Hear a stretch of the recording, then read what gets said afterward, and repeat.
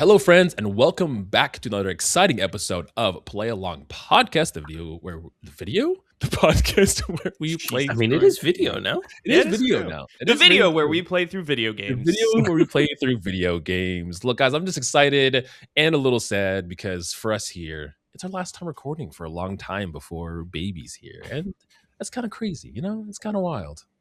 What? Why are you laughing at me? It's a self-inflicted wound. You could keep recording. You do this every time. We should be sad. We're the ones who deserve to be sad. I could be sad too. I think it's a good idea to take a break from me. I think that's probably what's best. Yo, you wearing a Yu-Gi-Oh t-shirt?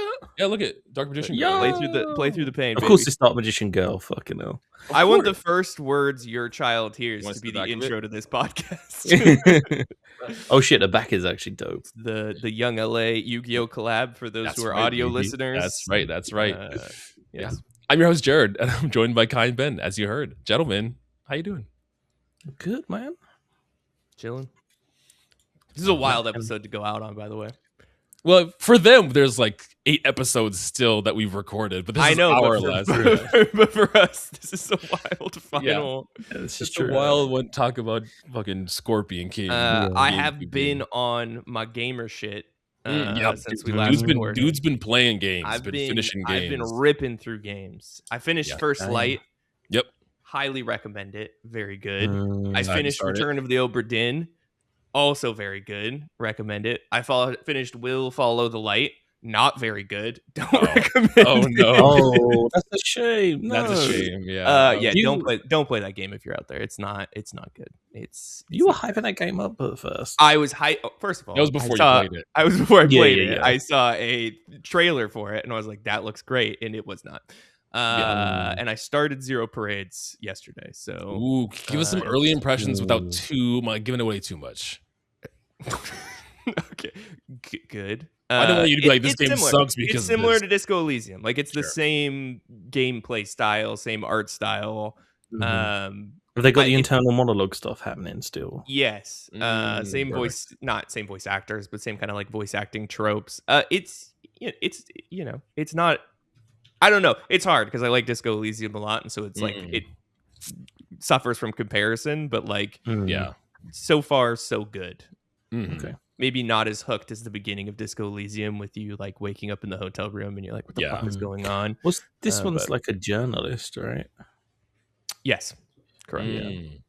And then me and Jared played Impulse, Empath or whatever. Impulse, which is Splitgate. In the Splitgate devs 1047. Instead of they did Splitgate 2, and they're like, we're gonna shelve Splitgate 2 and work on it, and then like, hey, instead of doing that, we're gonna make Titanfall 3, and that's what Impulse is. And I'm not really sure. It's not good. Oh yes, it's not. Yeah. It's not good. I mean, it's fine if you like Titanfall. If you've been thirsting, if you. You've just been like, I need Titanfall 3, but it needs to look like Splitgate. Perfect. It'll be perfect for you. If you like Splitgate and then you're like, what if this but no portals and wall running? You're like, I would rather have portals. I will say temper expectations a little bit because pretty much there's only one mech that spawns for each team, and then only one person essentially has one at a time. It's not like each person can like summon their Titan with like a gauge. Like there's only one on each team. They also made the fascinating decision to be like, what if melee weapon but everything gravity hammer from Halo? Yeah, and everyone has a gravity hammer. Everyone has a gravity hammer, and that's just the melee, which is wild. An interesting choice. Yeah, it's a one-hit kill and has crazy range. And I'm just like, this seems like it should be the way it is. But I had fun with it. It's just that like Splitgate was so unique when it's like Portal gameplay, and there's nothing really unique about Impulse. It's just another shooter with jetpacks and wall running. It's fun. I had fun with it when me and Kai played it, but it doesn't do anything. The whole big thing about 1047 was their like unique take on the first-person shooter, and this. Like, if you're gonna do Titanfall like gameplay, like dope, that's awesome. What's your like your difference? What's your like little shtick that you do? What's your 1047 sauce you're putting into it? There's no sauce. I've been fascinated by 1047 and their decisions to Splitgate. create a incredibly viral game, close it down, make a sequel, close it down, then make another game. Maybe it'll pay off. Maybe they'll keep doing it, and eventually they'll get lightning in a bottle, and they'll be like, "This is the game we're making." I kind of thought that was Splitgate. I would have liked them just to keep working on Splitgate. That would have been great. I loved the original Splitgate before they fucking destroyed it. And I don't really know how they're going to be successful if they keep doing this. If they keep because it's like, even if like, what am I going to do to trust them? Even if their next game is good and they are like, I'm like, okay, well, you're just going to close it down in 6 months and be like, we're going to go in development for another 8 It'd be months. different if we could still play Splitgate. Yeah. Because then I'd be like, oh, I'll just go play Splitgate. I still love Splitgate Arena, but it's not the same.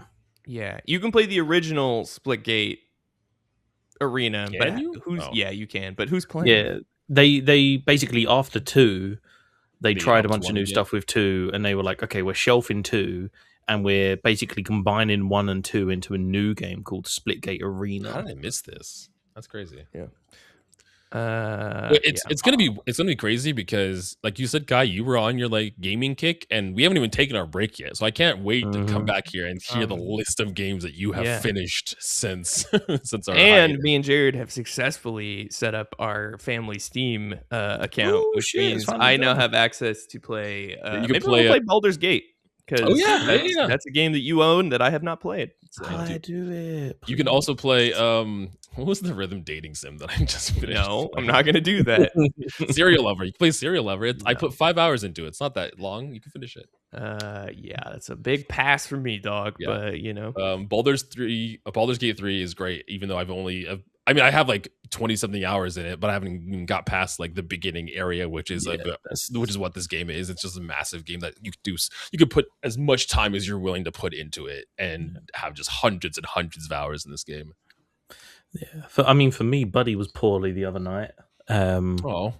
Yeah, he so we found out, we've summed it up, he had kidney stones. So he had his second bladder issue in the past 8 months. You have to give him special pea crystal food. I gave him special pea crystal food. I was on that. Yeah. Cora had that for a while. Yep. He's not liking it because it's not his normal food, but it's kind of like tough luck, mate. It's these two visits in the past 8 months have cost us like $1,500 in vet fees. So now it's special pea crystal food time. Pea crystal food. But I had to stay up with him the night that he went to the vet the first time, because the first time it happened, he had a catheter and he ripped it out. Oh, gosh. And they were like, you need to make sure he doesn't do it. So I was like, okay, I have to stay up with him until 8:30 the next morning to drop him back off to the vet for the day. Like, I need something I can play. I started watching Jujutsu Kaisen. Oh, nice. Great anime. And I'm like mostly through the first season, but I was like, I can't get absorbed in that because every 5 minutes I'm like, buddy, stop that. Yep. So I was like, I need a game I can kind of dip in and out of. So I downloaded and played Slay the Spire. First time. Ooh, and do you know what? It's an alright game. It's alright. Yeah. The original or the sequel? No, the first one. The second one's co-op. Is it actually? Quap. It's an interesting game. It's not the best deck builder I've played. I'll be honest. I think Inscription kind of ruined deck builders for me. But it's a good little deck builder. It's kind of, because it's roguelite as well, isn't it? So it's like once you finish a run, you kind of go back in and you start a new deck. And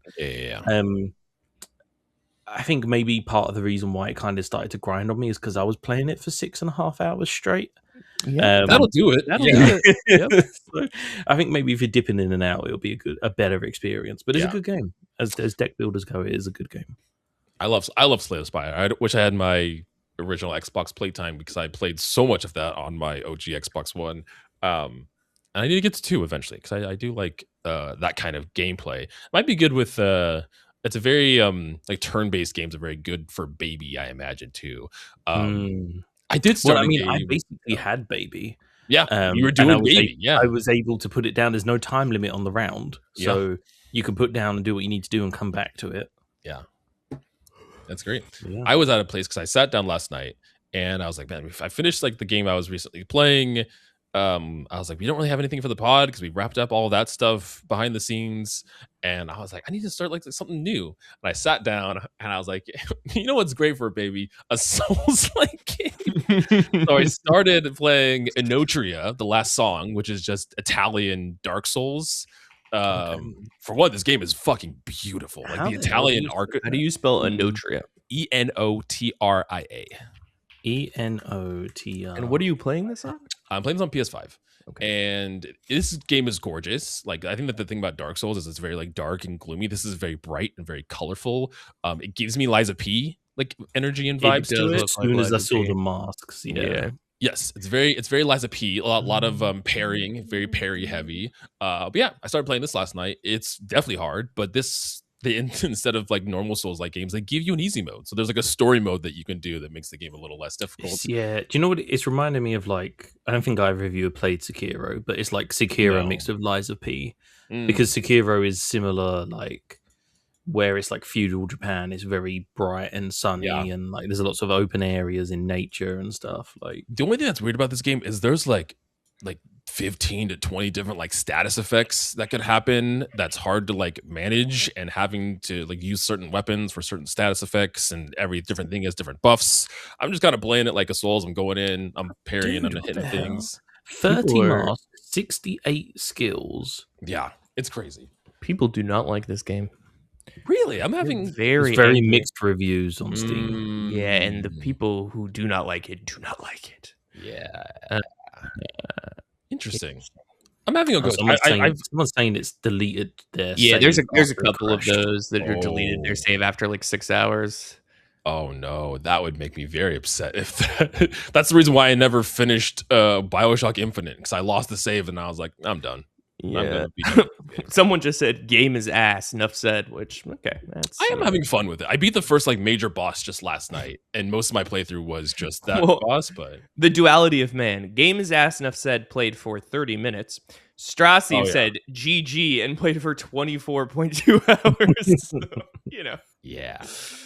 So we'll see how long Enotria lasts in the baby mode, Jared. I might just sit on the chair with baby. It might teach me to temper my rage when I can't like toss a controller when I have a baby. Fun times. We're having fun times. Or being loud. So yeah, I have a couple PlayStation games. I'm trying to think of games. I don't know if this would be well on the Portal, but I'm trying to think of games I can also play handheld. Playing a lot of Switch, playing a lot of PS Portal, playing a lot of the DS. I'm playing through Fire Emblem. I started my first Fire Emblem game, Fire Emblem Awakening, on the 3DS, which has been fun. I'm having a good time with it. We can play some Mecha Chameleon. What? Mecha Chameleon? Anyone? Mecha Chameleon? What is that? You know what that is? No. Oh my god, guys, they're so old. Mecha Chameleon's essentially the new like Among Us, Fall Guys. It's I know what this is. I didn't know the name. Oh, you can paint. You paint yourself. This is the shotgun painting game called Mecha Chameleon. This is like every streamer on the planet now. I've seen so many clips. I had no idea what it was called. I didn't know it was called Mecha Chameleon, but this looks fun. 3 million copies sold as of June. $6 too. Oh shit! 5 million copies sold as of 2 days ago. Yeah, it's a lot of dollar dues. Let's do it. Let's play. Let's do it. No, I was going to say I'm going to jump back into. Let's just play Mecha Chameleon. Yeah, I'm going to jump back into Elden Ring, and I'm going to keep playing Forza Horizon 6 because that has been a ton of fun. I'm very excited for our little like break, and we can all play our little games. And we obviously are usually playing the one thing or maybe one other thing for the podcast. So not having not having a dedicated podcast game to play feels weird, because I'm looking at my list and I'm like, I can play anything. Now don't worry, my man. You have a whole other mission that you need to be preoccupied with for the next 2 months. Yeah, but playing video games is also something I want to still do. So that's true. Yeah, that's also important. Yeah, and Ocarina's coming, so Oh gosh, I haven't been on a podcast yet to talk about this. So if you're here for Scorpion King, I'm sorry, we'll get to it. There's not a lot happens, but we'll get to Scorpion King. No one's here for Scorpion King. Okay, no one's here for Scorpion King. I am so incredibly excited for Ocarina of Time remake, and it is crazy. I mean, I get it.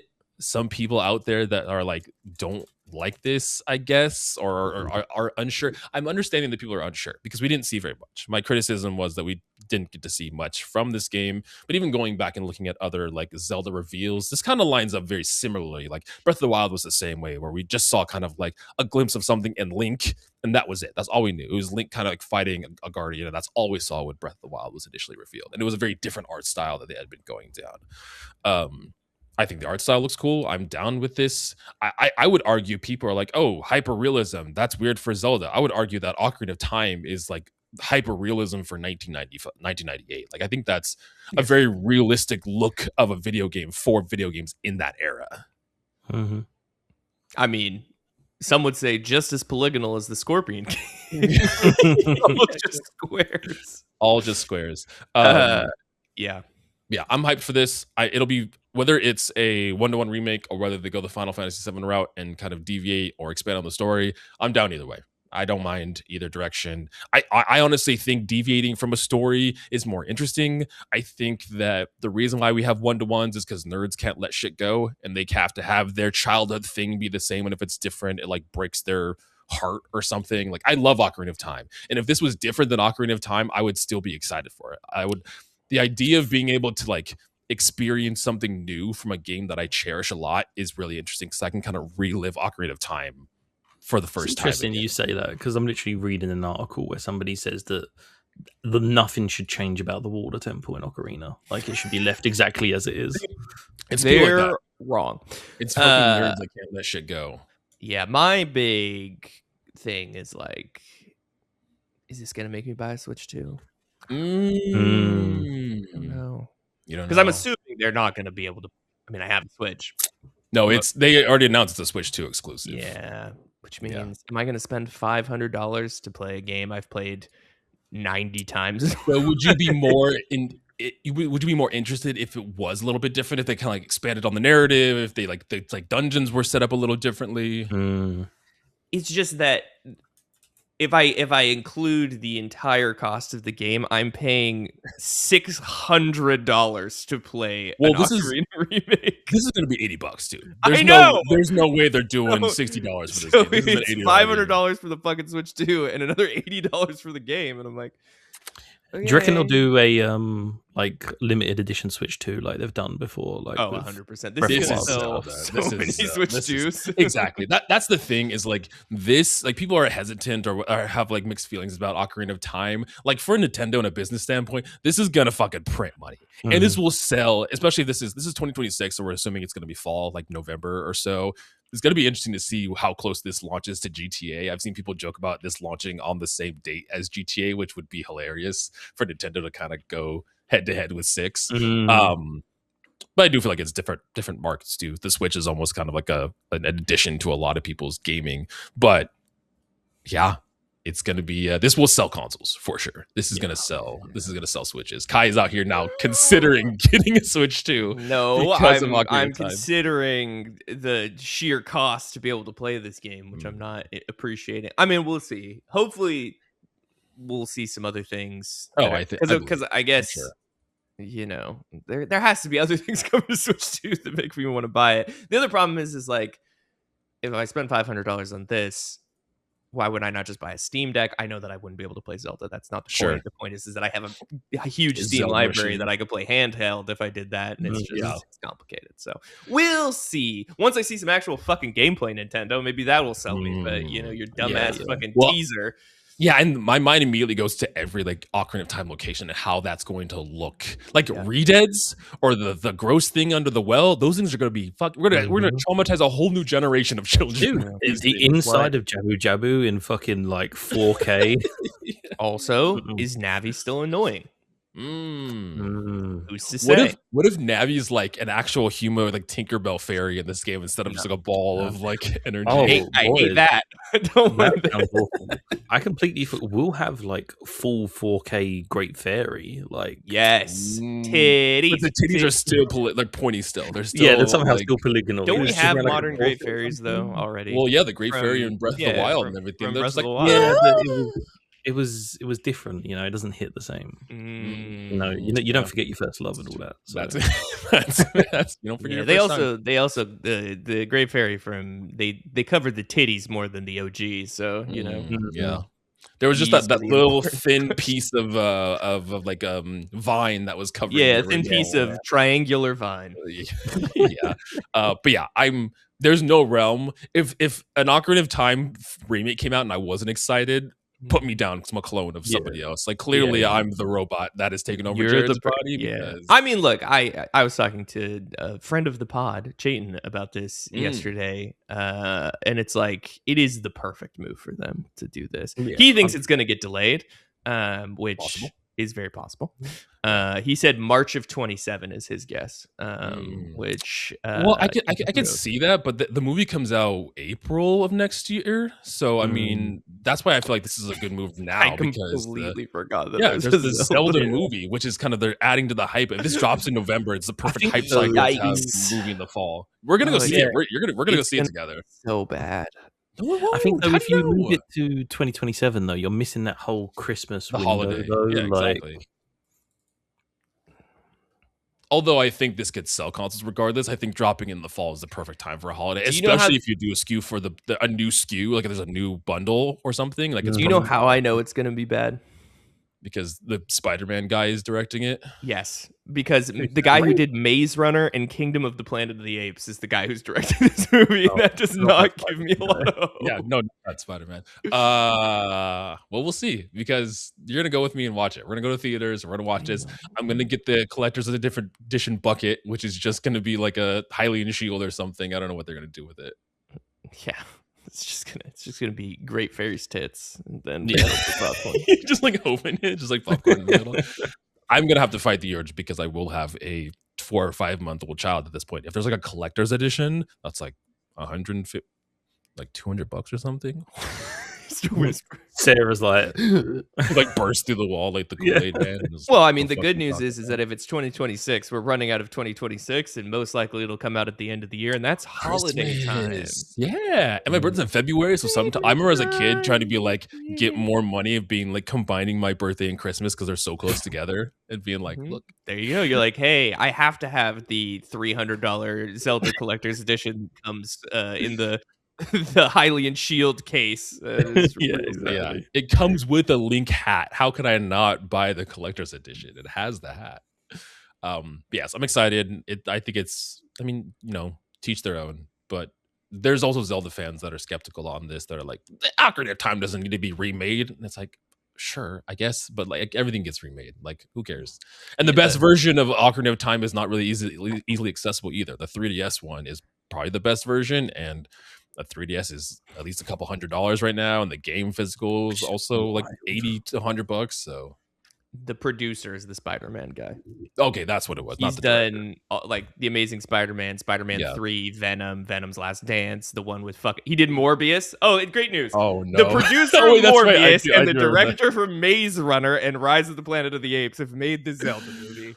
You know what kind of makes me feel like it'll be at least like just fine is, like, Mario and Zelda are Miyamoto's like children, and he wants them, and he's very particular about them being and looking a certain way. And even though Miyamoto hasn't been game stuff for a while, my man's been doing movies, he's been making theme parks, and he's gonna want this to look a certain way.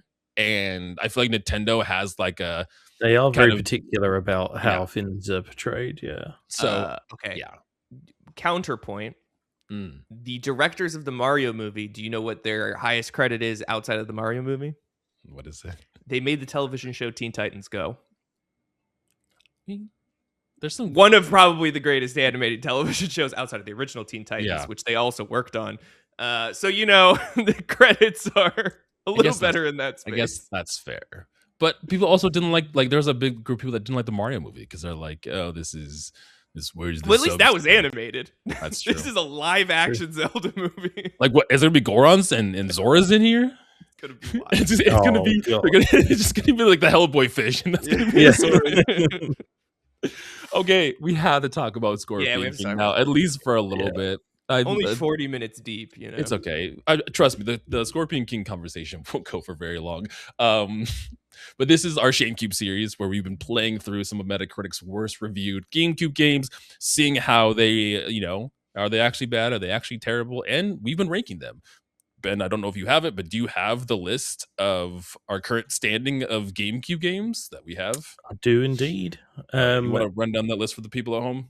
Yeah, we'll go from worst to best. Yeah. So at the bottom, we have Yu-Gi-Oh! Forcebound Kingdom, the turn-based, like, weird like game. The tactics turn-based Yu-Gi-Oh! Game.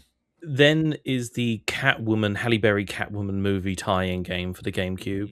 Then the Charlie's Angel game for the GameCube. Yep. Aquaman. Then the Sum of All Fears movie tie-in. then Smash in Drive, and then Shadow the Hedgehog. Yeah. So those are current standing games. Oh, 10 out of 10s. Not according to, well, literally not good games, but at least 3 of them are good games. It will be interesting for you guys as we have this conversation how we feel about this compared to the other movie tie-ins that we've played too, because this is again, this era obviously was littered with this type of game, and we've already played a couple of them, and some of them have lived up to their Metacritic scores. This does have a 45 on Metacritic, which actually I don't remember if Shadow the Hedgehog has a better score than this. I think Shadow the Hedgehog does have a better score than this. I think it's only slightly though. I don't think it's within 50s. Shadow, let me just look that up real quick. Shadow the Hedgehog. Okay, so it's the same. It's the same. They both have a 45, which is wild because Shadow the Hedgehog feels like it's much better quality than the Scorpion King. That is crazy. That is a crazy, yeah. Like all of them, the Scorpion King was lined up to launch alongside of the Scorpion King movie, starring the one and only indie actor Dwayne "The Rock" Johnson. At the time, he was an up and coming actor. Did some WWE. This was his first thing. His first leading role was in the Scorpion King movie. Which is kind of crazy, which it's interesting too, because at this point, because of his early career, I was doing some research and he was very enthusiastic about doing multimedia type of things. He's branching away from WWE and doing Hollywood stuff. So he was very enthusiastic about doing Scorpion King. And I think when I looked it up, he recorded like 5 to 6 hours of VO for this game, which is kind of crazy. I don't know what like a normal, this game's only 7 hours long, so it's not super long, but for the amount of VO he did to be about the length of the game is kind of insane. Yeah, that is wild. Yeah, it is crazy. This game originally launched in 2002 for the PS2, September 2002. Both the PS2 and the GameCube launched at the same time. Developed by Point of View Interactive, which doesn't have a link on LinkedIn or on Wikipedia. So not sure if they're still around. And published by Universal Interactive, which is still around, publishing games still. Is Point of View even a thing anymore, Kai? Okay, didn't. It's hard because POV is a thing in games, so Google just thinks you're trying to figure out what point of view is a concept. Yeah, point of view games. Interesting. Yeah. Similar to the Metacritic score, this had poor reviews all around. 3 out of 10s, 4 out of 10s. The highest score that this got was Game Zone, which I don't know if Game Zone is a thing anymore. Gave Scorpion King a 7 out of 10, which that's high. That is pretty high for this game. Looking it up too, there's some crazy other additional voice actors in here. Mark Hamill plays a voice of a character in this, as well as Billy West, which is crazy that we have Dwayne Johnson, Billy West, and Mark Hamill all in this game together. Yeah. The Dwayne Johnson one makes sense. They got actual real ass voice actors to do the other people in this game, which fascinating. I don't know. I feel like this happens a lot where we see, especially in this era, I feel like celebrities were just like doing video games left and right as video games started becoming more. They're very popular now, becoming more and more popular. Yeah. They really didn't try very hard back in the day with the game ties. But so too, as the resident plot enjoyer, the insane fucking plot of this game, which I would like to remind you all, this is the Scorpion King takes place pre-pyramids, so we're in ancient Egypt, and the game opens where you are part of the Acadia, and you are a assassin, or you're becoming an assassin, and the tutorial is you doing your test of battling to murdering your fellow brother yourself, which also serves as a very useful attempt at trying to get you to use all of the different lovely ways of killing people in this game, which all were fine up until, I don't know if you guys had problems with the jug throwing. That was my personal least favorite aspect of this. Yeah. Well, it's interesting because their approach to the tutorial is you can't press any buttons during the tutorial except for the correct buttons you're supposed to press too, which is an interesting approach. Choice. That is a choice. Interesting approach. It is But indeed. yeah, I mean, moving around as Mr. Dwayne the Scorpion King never feels great. It never feels No. good. And so many times we're trying to throw like this, like the barrels or pots, I would run through them or break them. And also the look is inverted because of course it is, because at this time it's 2002. you know they had to, you couldn't make it make sense and just put it the correct way around. I'm really curious if like this is like a technical issue or why it's inverted back in the day. Like, couldn't we just have had it not inverted? I don't know. Again, I don't know if this is. I'm not very informed on this. I have no I don't idea. know It's just like they definitely couldn't figure out how to make it not inverted. They're like, fuck it. One guy just. I Like, mean, it doesn't even have like most "Ugh." games. At least had like settings like Ratchet and Clank where you could Mhm. reverse the inversion, especially and Yeah. like you could change flying controls. This doesn't even. The settings page is like 4 things. It's like Oh, yeah. sound, special features, and that's it. And you're like, what the? Yeah, that's okay. nothing. Turn on that stereo sound, baby. Let's go. I found out some bits about point of view. Okay. Oh, okay. Their last game was in 2010. They did Oh. TNA Impact crossed the line. Oh, so they did wrestling. I was telling Kai that this Scorpion King feels like a WWE game. Yeah, which is they kind did of a weird couple of poker games. But interestingly, I played a lot of this growing up. I don't think they were the main developers, but they were involved in Ready to Rumble boxing, which I played a lot of on the PS1 growing up. They were the main developer for Smashing Drive. Wait, and Smashing Drive of Play Along Podcast fame, and it's crazy. How did I not put that together? And they were also involved. It looks quite loosely, but they did some of the development for Spy Hunter, which I feel like is a game that you've spoken a lot. Yeah, about. I like Spy Hunter. Wow, good for you, Point of View Games. The reason why they inverted controls in the early 2000s is because most of the successful games before it were flight simulators. And all of those controls are inverted, and they made them camera on a stick, which means it's like reversing a trailer. So you move left to go the other way, which terrible idea. You pull down to go up kind of situation. Yeah, but controlling him, like you guys said, sorry to chime in because I was looking at that, is awful. Yes. Yes. He just doesn't.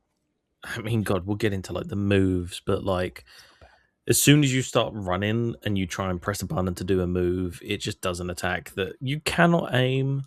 Nope. It does feel a lot like a wrestling game, like you said. Yes, there's a lot of it's like so funny just standing in place and like pressing A, pressing B. We were talking pre-podcast. You can block if you press the left trigger. You can block. And the game really wants you to press like left trigger and then press A to shoulder barge. But what we learned the meta is, and we did this all without talking to one another, the meta is to press the B button to sweep the leg. Sweep the leg, and then baby. you jump and stomp, and you can get a good rhythm going, and you can kind of spam it, and you can do like 4 or 5 stomps before they get back up. There was many situations where I died like maybe 2 or 3 times during this, just because it also overwhelms you with enemies. Sometimes you just like the whole gameplay is move to room, fight guys, move to room, fight guys. That's the extent of the interaction for the gameplay.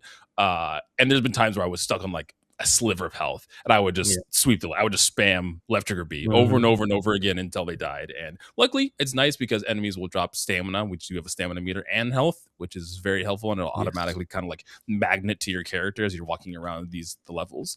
So that was nice. But no, left trigger B was the go-to every single time. And what's really interesting, like getting into like the plot of the game, is like you are effectively the first part of the first mission you kind of do, the first big one, is effectively like a king from a nearby town is mistreating his sex workers. Yeah, he's like abusing a prostitute. You are effectively sent there to basically kill the king for being an arsehole, basically.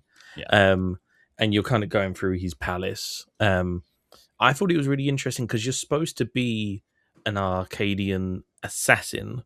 Yeah, you're really just running in here and killing people. No, not at all. There's no like assassin aspect to this. No. You are a warrior. How did you find the first double battle of your final test of becoming an assassin?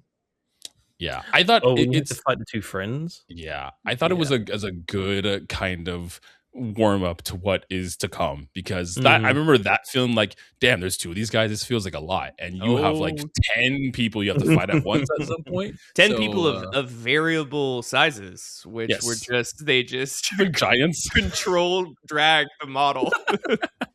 didn't do proportions. They were just like, no. Well, and I also thought like they took longer to kill. It felt like they had the same like. No, health. they had the same health. They were just bigger. They really just were bigger. Who was that crazy tall NBA player that became like a meme, like a really young Russian kid? I don't know. I was thinking of the tall Asian guy, but I don't remember. You're asking the wrong people about sports. There you go. Yeah. Hey, Knicks are 5. What did that? Yeah, whatever. There you go. Knicks in 5. Oh fuck! Delete that, Ben. Delete it. Cut it. Knicks are 5. He's Romanian. I don't watch sports, man. Okay. Hang on, mate. I'm gonna share my screen. Look, right. I mean, the big one right now is Wembanyama, who's like 7'4".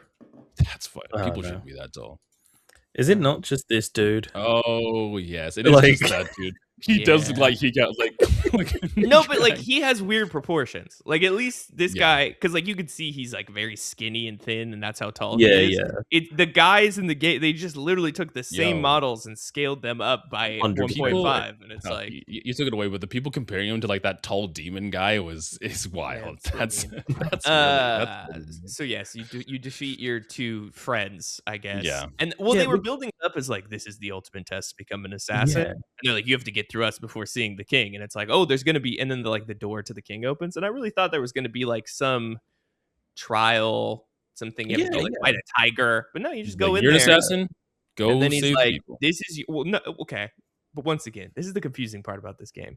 Remember, ancient Egypt, and they were like, the whole premise of the game is that there's a prostitute that has been killed by a king, and another prostitute complained about it, and now that's our problem. And I'm like, you don't think there's people back in the day? No, I don't think anyone cared about killing a concubine in ancient Egypt. Did you do the Anubis fight, Kai? No, of course not. No, it was like 2 hours of gameplay deep. You learn basically plot wise, like as you go through the palace, you end up going to the bed chambers of the king, and you pull the duvet back, and it's a skeleton that has this like weird bracelet on his arm. And then you fight the Egyptian god Anubis in a really trivial fight where he throws balls of lava at you that you kind of just avoid, and then he rains down rocks, and one of the rocks will stay. You pick it up, you throw it at him, he goes face down, ass up, and then you basically slash at him with your sword and repeat. Yeah, a very early 2000s video game. Yes.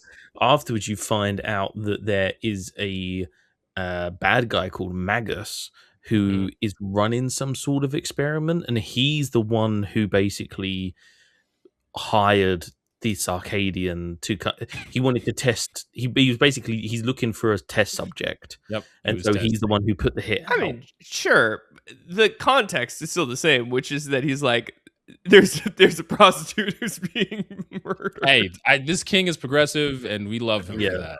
He's like, no, the king is not progressive. The king is the one killing the prostitutes. Yeah, no, our king, the Acadian king. Yeah, not the other guy. Us to assassinate the Lord of Kemet.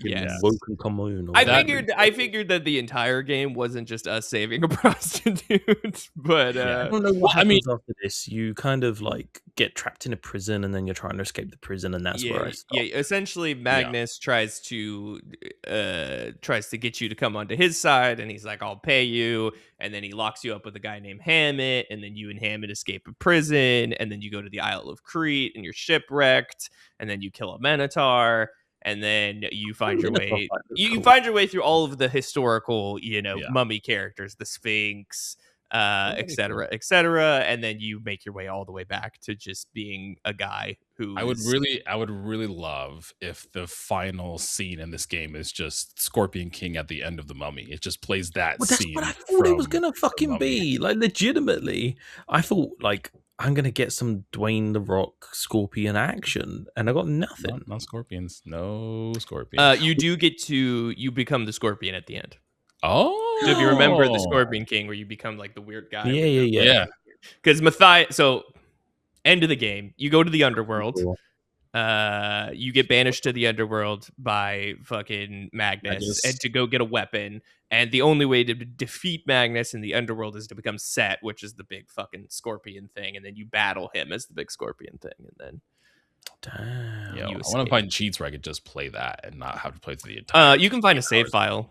Oh, you're so right. What game did we do that with? I so many of these shitty fucking GameCube games that I'm just like, I'm not playing. There was another one we played where we just found a file that was like halfway through and just played that. I don't remember what it is. But we all only played, I would say, maybe 2 hours into this or something. This game's about 7 or 8 hours long. I would not play 7 or 8. It is too long. This is too long for this type of game. I did enjoy aspects of it. Again, we had mentioned that there's like a combo system that you can do. And granted, I found it late in my playtime that I did. But even though sweep the leg ground pound is just, it's the meta. It's the meta in this game. It was cool to actually like, there is combos you can experiment with. And there's like, I saw new animations. Like if you do certain combos, Matthias is the name of our character? Is Matthias? Yes. Yeah, Matthias has some cool like combo moves that he does. You can like flip characters in the air, and like again, it feels WWE, which is hilarious. They worked on a TNT game. It's so WWE. It's so WWE. I played so much SmackDown versus Raw games during this era, and I was like immediately when I booted up, and I was like, "Yo, this is just." I've played Dwayne Johnson in this format before. This is all feeling very familiar. What a game. Yeah. Yeah. So where do we want to go from here? So anyway, I'm curious. We've dabbled in and touched on different aspects of movie tie-ins before. We've done Charlie's Angels, we did Catwoman, we did Aquaman wasn't a movie tie-in. No, Aquaman wasn't a movie tie-in. I mean, technically yes, but no. Sure. But some of those have different variations of closeness to their source material, to the actual film, and with some fluff because most of these games have like random levels that never show up in the movie. How are we feeling like Scorpion King compares to some of the other ones we've played, like Catwoman or Charlie's Angels? Like so far, this has really, I mean, I don't remember the plot of Scorpion King. I don't remember if he had touched on here, but this doesn't really touch on. It's nothing to do with the movie plot whatsoever. Much or any of the plot of the Scorpion. Not that I remember the plot. Other than me neither. No, I had to Google it yesterday. I guess what are you asking? Like, are you asking how do we feel about the accuracy of the? Okay. So if you're looking at it if you're looking at it in terms of like, is it a good movie tie-in based on the accuracy? No, it's fucking like out of the other two, like a spin-off. If out of the other two, which one of these three would make you be like, oh, I got to see this movie now? Like, I got to go see this movie. Honestly, probably the Charlie Angels game. Yeah. I don't know. I think that like, sure, is this a like valid movie tie-in? No. Is this the essence of what that movie was trying to achieve? Yes. Sure, which is like Dwayne "The Rock" Johnson is a big jack guy and he's very violent and he's an assassin and you're going into places and you're being sneaky and you're killing people. And I mean, sneaky with an asterisk, and that this is actual stealth. I mean, I guess fucking Metal Gear was already out and whatever, but true. It's like what you want. Like if you're a dumb himbo of 2000 and you like the movie and you're like, I want the power fantasy of being a big Jack Dwayne Johnson going around and killing people. It does it. Like this is your. And once again, I think I've seen the Scorpion King at least 5 times, and I couldn't tell you the plot of the Scorpion King. The only thing I remember is the scene where they bury him up to his neck and he has to blow ants away or scorpions or whatever the fuck he's doing. Literally all I remember about that movie, and being scared as a child that someone was going to bury me and then like fucking scorpions are going to come eat me. So like. Yeah, it's a big comfort food video game where you're just kind of doing, I mean, hey, IO, you just are on the back of finishing First Light. Get some stealth Scorpion King in your system. Damn. It's time to bring it back. It's the time to actually have a stealth assassin game. I think they were saying they were going to do another Scorpion King. Game or movie? Movie. Oh, I was like, wait, if there's a movie, maybe they'll do a movie. Universal Pictures is currently developing a new Scorpion King movie. What insert popular actor here is going to play in that? Dwayne "The Rock" Johnson. The project is a contemporary reboot set in modern times. I don't. It's going to come full circle because so many people are red pilled now, and they're not going to be woke. And because Johnson's schedule has been completely packed, the studio plans to cast a new actor as the lead hero. However, Johnson may make an appearance in the film.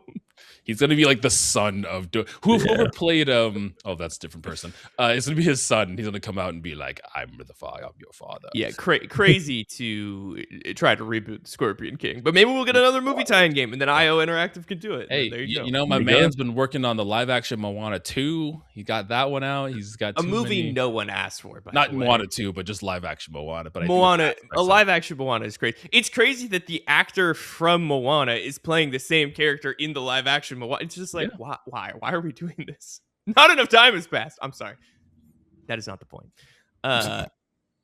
How do you like the weapon variety of the Scorpion? Guy's really grasping at straws to have conversations about. I only had the two. I only had the normal sword and the scimitar. Those are the only two that I. Did you have the glove? No glove. I had my fist, and then they upgraded to knuckles, and then they upgraded to a metal claw, and then I had the metal claw and the scimitar. Yeah. How did you upgrade your? You have to find them. They're in the they're like a secret hidden away item. That's how I found. I just had the fist, the normal sword, and I had a scimitar. Those are the three that I had. Yeah. There's if you're in the town of Mamet or whatever the fuck it is, there's like a section where you go up and around a building, and there's like a little tucked away thing where like the iron fist is located. Okay. Well, that's kind of cool then, because when I got the second sword, it felt very like, oh, here's the next step. Here's your next thing. It felt very intentional. So it's cool that there actually is kind of like off the beaten path. Like I could miss items. So I actually kind of like that. And looking at later gameplay, there's also like a bow staff or something that he gets. Like a spear. Well, all four of your little things are weapons that you can use. Yeah. And then you eventually get the Sword of Ra, which is like the giant scimitar that you battle the guy with, that you eventually get as your main game weapon. But I mean, it was very interesting that it was like also almost like a Metroidvania, because after you do the fight with Anubis and you get sent down to the underground prison, you lose all your weapons, so you have to regain all of your weapons. Not only that, but I realized that, you know, you kind of move from section to section, and there's like a pseudo loading. It'll like just cut to black. It's not like a really a loading screen per se, unless you're going in between each chapter. But you can go backwards. Like there was times where I was like low on health, and I would intentionally travel backwards to either get to a save point, because again, this is the 2000s, so you can only save on a save platform, to save again my progress, or to go find health again. Yeah. And there was also go for it.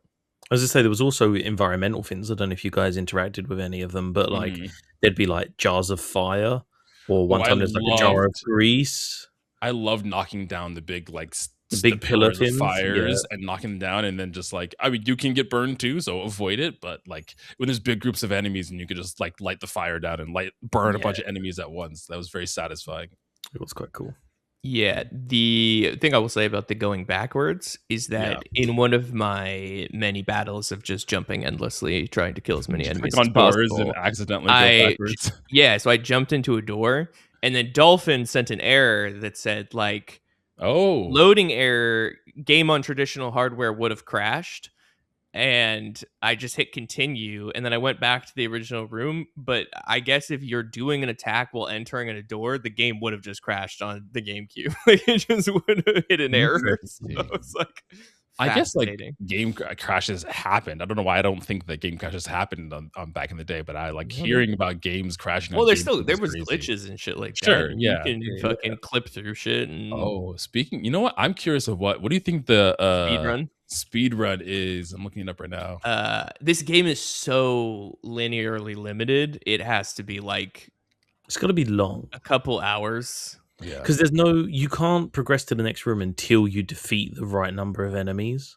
Yeah. And so then we're doing a because people glitch games all the time. Okay, so I would love to see what the speedrun glitch is for this game. But. Yeah.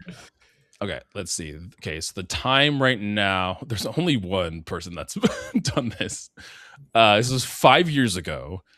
on it's obvious emulated on PC. It was 42 minutes and 48 seconds. What? No glitch? This is no glitch, any percent. God damn. So just rolling credits on it. 42 minutes. Where's the recording? I need to see the recording. Yeah, that's some bullshit. You have to submit a recording for this. Oh yeah, he has the recording here. Oh, this is the GBA one. This is the GBA one. Where's the PS2? 2 hours and 21 minutes. That makes sense. That's a bit more. Yeah. Thanks, AI overview. If you can really get down that like jump, light, stomp routine, you can kind of just like pogo and just continuously damage enemies. Yeah, this guy he's just playing the game. I'm not gonna watch you. You just played the game sort of fast. Yeah, that's kind of crazy. Yeah. So, okay. For every this happens all the time, and I say this all the time too. But I'm just like, I kind of want to try that. No, I would get it on trying something that's like.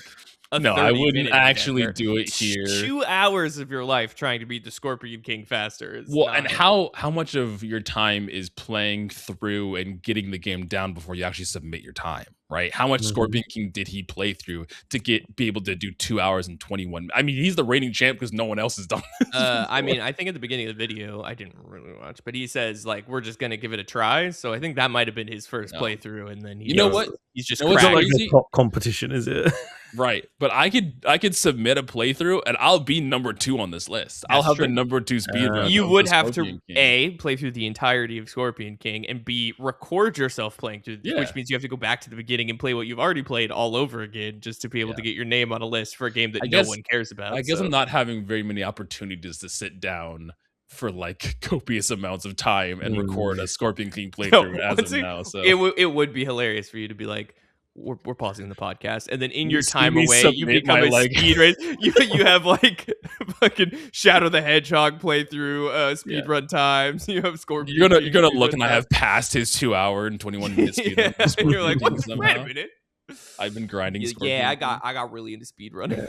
Yeah. Imagine getting that email though, like, hey, you know that fucking speedrun you submitted 5 years ago for that wank-ass game that nobody remembers? It has been lapped. You have been lapped in the Scorpion King, which is hilarious. Where did I do with that tab? I had tabs of the reviews that I kind of wanted to read of what some people thought, because the highest that I saw in here someone gave this was a 75, which wild. I mean, low for normal games, but I feel like fucking high for the Scorpion King to give this a 75. I wonder if there's paying for reviews back in the day. I don't think so. You know, if you're like a film studio and you already have like. You know, they made this movie for like $90 million, $60 million or whatever. Like, what is another $100,000 to pay like game power to say it's sort of good so that people buy it? Like, I don't know if that happens now. People do. I don't know. I mean, yes, people pay for good reviews now. That's definitely a thing that happens. You think so? Oh, for sure. 100%. I mean, do I think that it's more devious than that? It's like, you know, you pay for like clippers and like people on YouTube to review, and then they're paid to review and like do favorable reviews and stuff like that. Like, obviously, like Kotaku's not getting paid to be like, that's a terrible example. IGN's not getting paid to be like, oh, this game. They just have bad opinions in general. So, you know, usually it just happens to be that works out. But there was a couple of times when I was reviewing games where like the PR company would say like, hey, can you not say this particular thing about like a specific criticism they didn't like me mentioning a specific.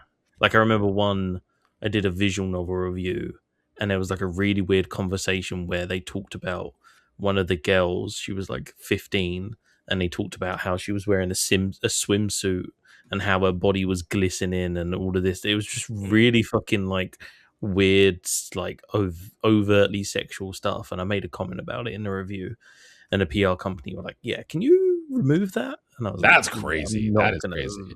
Well, on that note, people out there, I will take money to say Scorpion King is good. So you're a little late. You're a little late on that one. I'll put my review on Metacritic as Play Along Podcast official and I'll give it 100. I'll just go all out. 100. You gotta at least look like you gotta make it reasonable. That's why this game doesn't have. This is why they gave 75. It was really a 30, but they were like, okay. Yeah. So the top review is 75. This is San Francisco Chronicle. Says that like real newspaper. Yeah, like every other action movie, it's designed for a 14-year-old boy's mentality, but it's enjoyable enough to turn most people into 14-year-old boys. I don't like. They're saying it's for. I don't like any of what that is. I get it. It's like it's for pea-brain man. I get it, but it's such a weird way of phrasing it. Like, if you play this game, you will become a 14-year-old boy. The next one is the Chicago Sun-Times. That's also those are the top 2 scores. They give it a 63 and said, "Here's a movie that embraces its goofiness like a get-out-of-jail-free card." That's the full review. That's all of it. That's the whole thing. Okay, you know what? To give credit where credit's due, the San Francisco Chronicle reviewed the movie The Scorpion King in the same year, and the tagline of the review. Holy fucking! I know. I'm not a subscriber. Stop! I'm gonna kill myself. but you pop up. You should. The title is Review. Rock on. Scorpion King could make a star out of likable ex-wrestler. And no one has had an more correct take than Dwayne "The Rock" Johnson becoming one of the most popular stars in all. Regardless how you feel about him and his acting, he's literally everywhere. That man has been in so many movies. He's incredibly successul, and they nailed it. So 10 out of 10 take from maybe the game is the 75. Maybe you know what? Maybe it is a 75. I want to find the casting director that decided that he's like we're gonna do Dwayne Johnson as the lead in our film, and who made that decision. They already knew. Yeah. Because they put him at the end of Mummy Returns a year earlier. So they had already signed a deal at that point, and they're like, we're going to do a cameo. That's what I'm saying. Even before. It's crazy to do a cameo of an unknown actor for an upcoming project that you don't know is going to be successful in one of the most successful franchises of all time. Yeah, we were talking about this pre-recording how successful The Mummy was. Mummy was very successful. It would be like putting an unknown actor in the end credit scene of a Marvel movie and then having an own Marvel spinoff after that. I mean, yes, sure, Dwayne "The Rock" Johnson was a wrestler. People knew who he was, but it in hindsight, it's a crazy decision to make. Imagine just a bunch of people like back in the fucking early 2000s in IMAX going like, is that a fucking Rock? Well, go look at the CGI. It's so bad. It's almost unrecognizable. But go look at the CGI scene from the end of Mummy Returns. If you're listening to this, go look at the polygonal. It looks pretty much identical to how he looks in this game. It is so bad. But think how wrong this could have gone. Imagine if you wrap your Mummy movie at the end and it's like Hulk Hogan or something. All right, brother. It wouldn't have gone as well. It just would not have gone as well. It's a crazy thing to do where you're like, oh yeah, just one of the most successful franchises of all time, and we're just gonna put a big Jack Samoan guy. We're never gonna have Hulk Hogan playing a fucking whatever they're called from Zelda. Why can't I think of a Goron? You wanted a Hulk Hogan to play a Goron from Zelda. I wanted him to play the fucking the head of the Gorons from Ocarina. Yeah. Yeah. Oh, because he just says brother after everything. Because he just says brother all the time. Yeah. Where's Dwayne Johnson gonna be in my Zelda movie? Where he's gonna be Ganon. They're gonna cast him as Ganondorf. They are gonna cast him as Ganon. Oh god, yeah. That's why he can't do the new Mummy or the new Scorpion because he's doing Ganondorf in Zelda. Jesus Christ. Anyway. A world in which we have Chris Pratt as Mario and Dwayne Johnson as Ganondorf is an interesting era that we live in. I think a one-off. I'm not gonna lie. It's an interesting world. Most of these other reviews are bad, and they're bad for all the things that we've talked about. That would be because it's a bad game, Jared. It is a bad game. But how bad is it in comparison to what we've played so far? Well, I feel bad, right? Because we've not really talked an awful lot about the game, but that's because I don't want to say there's not much to downplay. The game is literally go into arena, kill all the people. We talked about everything that this game has to offer. Yeah, that is it. We talked about the extent. I feel like for that reason, it has to be the worst movie tie-in so far that we've played, because at least Charlie's Angels had a plot, right? Where does that? Do you have the list somewhere? Does that? Yeah. So it would put Scorpion King as like the second worst game. So it'd be Yu-Gi-Oh and then Scorpion King. Yeah, and then I'll put it in the private chat here. Okay, I want to look at it so I can get an idea of what this list looks like. Can I like? Oh god, this Yeah, the format's really weird on here. Yeah, I can't fucking like line it, but I don't know if this. I think Catwoman was worse than this. Do you think? Yes. I think Catwoman played horribly. Yes. Like I think Aquaman is so much worse than this game. Okay, I give you this that like a Catwoman offered more, but it controlled so much worse than the narrative and like the voice acting, the characters. I think that was maybe done a little better, but controlling Catwoman, playing the game was awful. It was so bad. How do we all give this? We all give this a ranking, and then that's where it ends up. Correct? Yes, we have to have a majority vote. When a majority happens, that's where. No, sorry. I thought it was an average. No, we all vote on whether we think it's better, and wherever we get to a majority, that's where it sits. Okay, you're thinking main series. Like, okay, it's better than Aquaman. Oh, so you're putting it above Charlie's? I think it's better than Sum of All Fears. I'm putting it above Charlie's Angels for sure. Look, the game's not good. But in comparison to the other games on here, it is playable. Like it is. Maybe hang on, wait. Let me look up some YouTube videos of just how bad these other GameCube games are. They're real bad. They're so bad. Some of All Fears was not. It was great. so bad. I liked Charlie's Angels to an extent. Yeah, I think as I'm looking at the list and as you're talking about this, I think I'm fine with putting this at our number 3. So under Smashing Drive. Smashing Drive was fun. I don't think this is better than Smashing Drive. I think Smashing Drive was a game that I would go back to. But I think the bottom 5 are all games I'd never want to touch again. And I think this is the top of the games I'd never want to touch again. Oh god, this Charlie's Angels game was absolute arse, wasn't it? Fuck. I love Charlie's Angels. It's going to be interesting. I don't know when the series ends or when it starts up again or whatever, but I'm curious to see how we would all individually rank this outside of our like predetermined pod ranking. You know what? I know why I like Charlie's Angels so much. It's because of ethnic women? No, I mean, sure. No. The reason I like Charlie's Angels so much is because there was a very specific like hyper pop styling of game. Like it reminds me of what was that fucking game we played on PS2 that was like the stupid like wave runner game where you're on jet skis. Jet skis. I literally just I played it. Yeah, you just played year. it. Yeah, I have it written down.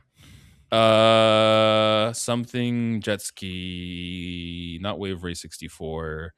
Where is it? Oh, Splashdown. Splashdown Riders Gone Wild. It has that like if you look at the Splashdown like weird late 90s, early 2000s like graphic design styling, Charlie's Angels harkens to that. Like everything is a different color for some reason.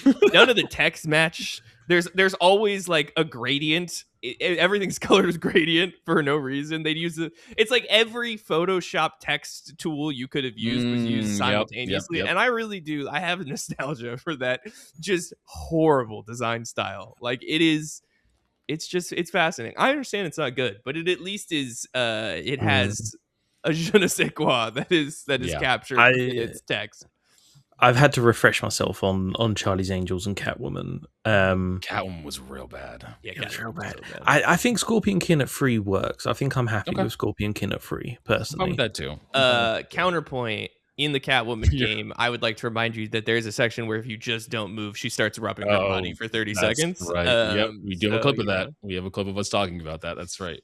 That is right. And how did Sum of All Fears end up above Aquaman? Because some of All Fears had like a reality to it. You could like flashbang rooms before you went in. There was like ways of seeing where the enemies were. It's like Rainbow Six like realism for the early 2000s kind of thing. And it was, even though it was a little janky because it's a first person shooter during the early 2000s, which none of them compared to what we have now are even close to being mechanically like interesting or well. It but does. It does remind me of the fucking Tom Clancy games we used to play. Ghost Recon 2. It's like really early Rainbow Six games. And I think out of my funness, I think I enjoyed that more than any of these. I forgot that the Sum of All Fears games doesn't have a gun model. It's just a reticle. Yeah, no, you don't actually see a gun. It is you just have a yellow reticle. No, there's no gun model. That's crazy. It is effectively just a camera with a dot in the middle and you shoot stuff. Yeah. I just remember like a very anticlimactic ending. I didn't finish that game. Out of all of these, I think that's the only one I've rolled credits on. That's crazy. It's the only one you rolled credits on. That's wild. No. I finished Shadow the Hedgehog. I did finish that. I don't even know if there was credits on Smashing Drive. Was there? I don't think so. I don't know if all games had credits at this point. I don't know. Well, Smashing Drive especially because it feels like an arcade. It's an arcade port of a game too. So I don't even know if it had a credit, but Smashing Drive was giving me. I mean, they're redoing it now too. Crazy Taxi is getting a new game, which is kind of crazy. That's cool. I mean, people like Crazy Taxi. That's it's a good franchise to bring back. I don't know how well that's going to do. I just don't know how popular that kind of gameplay is. But yeah, and Godzilla and Evangelion is coming to Sonic Racing. So those are two interesting things. Sonic Racing, the new Smash Bros of Sonic Racing games. God. Kai, where do you feel about putting it? Oh no, I mean I agree. It deserves its spot at 3. Yes, above Sum of All Fears. It's not good. Drive though. It's not Smashing Drive. Smashing Drive was like I had fun playing Smashing Drive. Yes, 100%. Yeah. Okay. Yeah. Well, Ben, do you want to give us the new rundown of our list here? Yeah. So from worst to best, according to Play Along Pod, Yu-Gi-Oh! Falsebound Kingdom. So bad. Catwoman movie tie-in. The Charlie's Angels movie tie-in. Aquaman. Sum of All Fears movie tie-in. The Scorpion King movie tie-in. Smashing Drive, and then Shadow the Hedgehog. The fact that Shadow the Hedgehog and Scorpion King... Oh, I don't know why when I looked these were the same, because I'm on Metacritic right now. Scorpion King has a 49 and Shadow has a 51. So they are different, but not by much. We just looked at Shadow the Hedgehog. It was 50. It was 45. I have the Metacritic page pulled up of all the GameCube games currently. Vicious. It might have been different versions of the... it could be the PS2 versions of Scorpion King and Shadow the Hedgehog have different scores than the GameCube versions of Scorpion King and Shadow the Hedgehog. Oh, PlayStation 2 Shadow the Hedgehog has a 45. Yeah, that's what I was looking at before. We were just looking at the wrong. The GameCube version is higher. There's more discrepancy, but not by much. They're still in the same realm of being there. But yeah, that is our list of ShameCube games. It's better than most, but it's still not great. Also, let this be a reminder that for all of you fuckheads out there, and fuckheads is a gender neutral term, for all you fuckheads out there who bitch and bemoan, oh, all these game studios are making sequels and they're making bad games, and if they only just made tits out fucking bullshit Stellar Blade clones, everything would be better.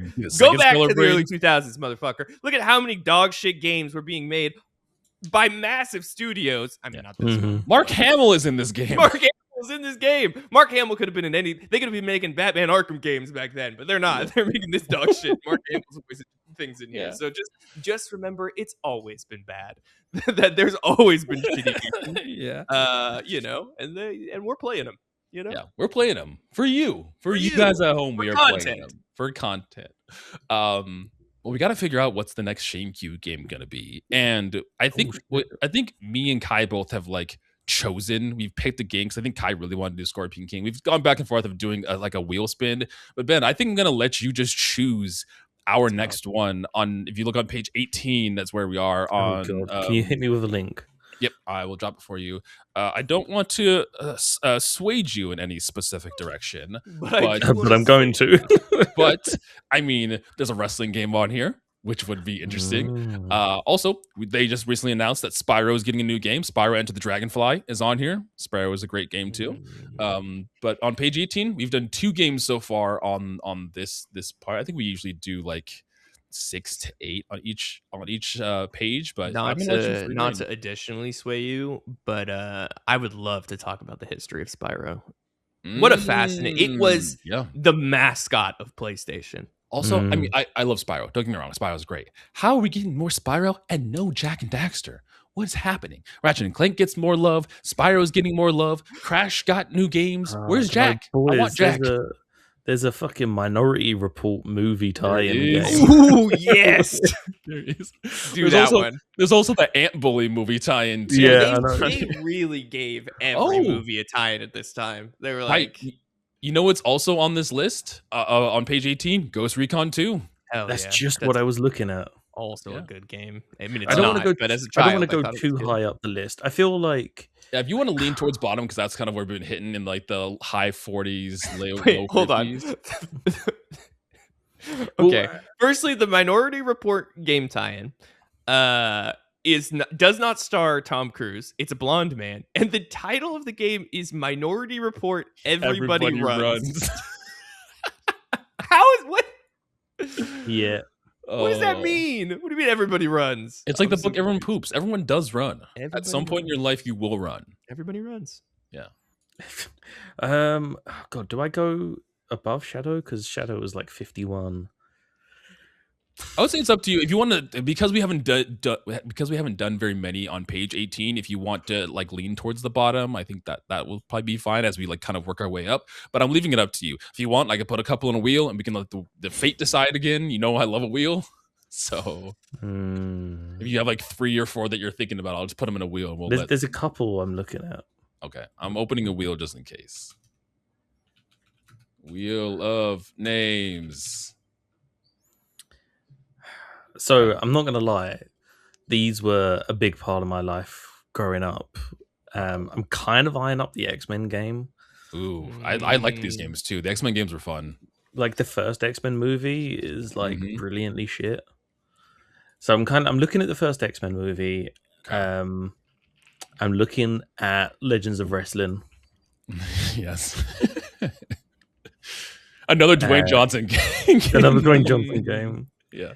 I'm looking at the Minority Report, and I'm honestly kind of eyeing up the Turtles game as well. Turtles. This is I played this specific Ninja Turtles game so much on PS2.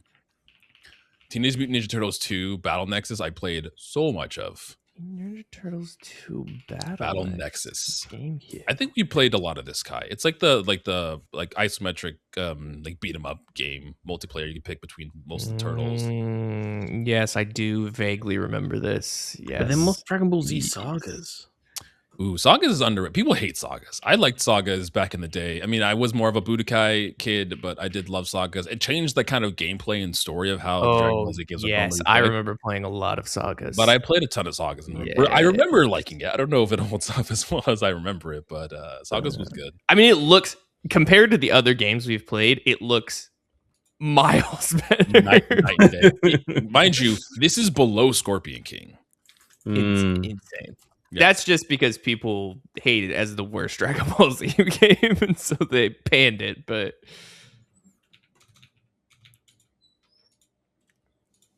oh gosh, is it like this telling of like Cell Saga? I think it's up to Cell Saga. Yeah, I think it's the normal. I mean, every Dragon Ball Z game is Frieza through Cell Saga. That's pretty much what all of them are until you get to like some of the super stuff. But most of them are just this. Let's play Dragon Ball Z Saga. Okay, I'm down. Okay. Let's run it. Well, that's gonna be the top of the list quite handedly. Yeah, I feel like that's. I'm gonna try to remove my Dragon Ball Z bias here and look at this game as it actually is. But I never played a Dragon Ball Z game growing up. So never. I played a little bit of Xenoverse when it like came out. But we played so much Budokai. We played Budokai and Budokai 2, amount of Tenkaichi 2. These games were like every single day. This was just like the friends get together and we run like Dragon Ball Z tournaments together. Oh damn! We played. Yeah, we played Dragon Ball Z like people play Call of Duty. Yeah, we were doing like LAN parties of like Dragon Ball Z. Oh shit! Games and everything. Yeah. Okay. I'm down to play sagas, and it's like I said, it's on the bottom of the list or towards the bottom of the list. There's only 2 underneath it right here. Urban Freestyle Soccer is also down here. Hell yeah. That would be an interesting game. But yeah, the next game we're going to cover for ShameCube is going to be Dragon Ball Z Saga. Look forward to that. Don't know when it's going to happen. Look forward to that next year. Dropping year. 2027. Possibly. I'm not saying that it's going to happen, but yeah, possibly. As we've, schedule's already kind of panned out. But who knows? Maybe we'll squeeze it in somewhere before the end of the year and get one last ShameCube game out. Because I think we've only done. Have we? 2? No, we did Shadow. We did Shadow, and we did this. These are the 2 we've done for 2026. So yeah, maybe we'll squeeze another one in here at the end. And I was trying to think of if we can bring on someone. I know the Friday Night Gamecast boys love Dragon Ball Z, so maybe we'll get them on. What's the oldest Dragon Ball Z game? Does anyone know? There's some on PS1. There was a really good 2D. There's like a 2D beat 'em up game on PS1 where you play. It's like the Kid Goku. It's like the OG Dragon Ball story. Dragon Ball Z games by date. Hold on. It's called. Yeah, but there's some of them that are like kind of bullshit. Like there's one in 1986. It's like that's not what I'm talking about. Yeah. There's the GT one. I feel like people talk about a lot on PS1. Dragon Ball GT Final Bout, which is kind of like a beat 'em up kind of thing. But I think, damn, there are so many Dragon Ball Z games. There's a lot. It's crazy. Not only that, how relatively successful on them, because for the most part, they're all telling the exact same story. Yeah, like we didn't get Super until much later. I mean, granted, the manga was still going on, but as terms of anime, like we've been fighting Frieza and selling Boo for the past 30 years, and that's all we've been doing, and they've been doing great. And even the most recent one, Sparking Zero. If it ain't broke, don't fix it. Sparking Zero is still the same story. I mean, it goes into Super, but it's still Frieza Saga, Cell Saga, Boo Saga. We've been doing this forever. And dude, there is a game called Dragon Ball Z Side Story, Plan to Eradicate the Saiyans, that was released in 1993, only in Japan. But it was its own original story. Oh, it wasn't derived from the manga. Part of it at all? Now you're asking questions I don't know the answer to. You would need to have the answer to. I don't know if it was easily accessible. You don't need to do deep research for that. That's interesting. To have a side story thing. I know Xenoverse plays around with alternate versions of the narrative. From what I can tell, it was like a card game of some sort, like in a video game. Interesting. There is a couple card games. They were eating in 1990. From between the years of 1990 to 1993, there is 1, 2, 3, 4, 5, 6, 7, 8 Dragon Ball games came out in 3 years. Mm-hmm. I'm telling you, man. They just these games. I don't know if they print money, but they're getting greenlit somewhere. Someone's paying for them. They're doing something. I have never heard of the Family Computer before, but now I just realized it's in NES. So, yeah, the Famicom. Oh, the Famicom. I have no idea. These are the ancient tomes that pertain. That's what the NES was called in Japan. The Famicom Disk System. Crazy. Okay. Well, yeah. Next ShameCube episode, we will be playing through Dragon Ball Z Sagas. I'm going to try to finish this. I like these games. That's the famous last words, as I don't know if I actually will do that. Also, it's going to be so far from now when I actually do end up playing this, I'll probably forget. I need to write this down that we're wanting to do this because I'm going to forget about it. Yeah, everybody. Thanks for listening. Thanks for getting to the end of the episode. As always, this one was a weird one. We talked a lot about not Scorpion King. Scorpion King was not a very interesting game. So yeah. But, hey, I wouldn't have it any other way. This is the last recording that me and the boys are going to do for a while now. I know it's going to be weird because you guys will still hear from us until September because we've been bulking up. But as for us, we won't be sitting down here to record a podcast for another 2 months. Crazy. And that's kind of crazy. I was telling Sarah this. I was like, I'm going to obviously, me and Ben are going to talk in the Discord, but I was like, yo, I might not see your face I know, it's wild, which is right? crazy. And she's like, well, you gotta like call him up so he can see the baby. And I was like, okay, yeah, we'll do that. We'll get you and Ellie in here so you can say hi to the little baby as when she's It's born. wild because Ellie's not spoke to you for ages, and she's so excited about the fact you're having a baby. The last time I talked to Ellie, we were doing like the D&D series. And now the next time I talk to her, I'll have a child, which is kind of crazy. It's insane. But yeah, we won't be here for a hot second. But for you guys, 2 weeks for the guys. Yeah, for you at home, we're taking a short 2 week break at the end of our length, which is more than we've taken before. But for us, it's going to be quite a long time. But for you guys listening, next week we are starting our brand new book club series. We are playing through Immortals of Avium. So get excited for that. It was an interesting time. We've recorded and we've finished the whole series already at this point. And it's an adventure for sure as we go through and have different revelations on different gameplay moments. And I think if you think about the, discussion around Immortals of having mixed reviews, that's kind of the energy that we had going into this too.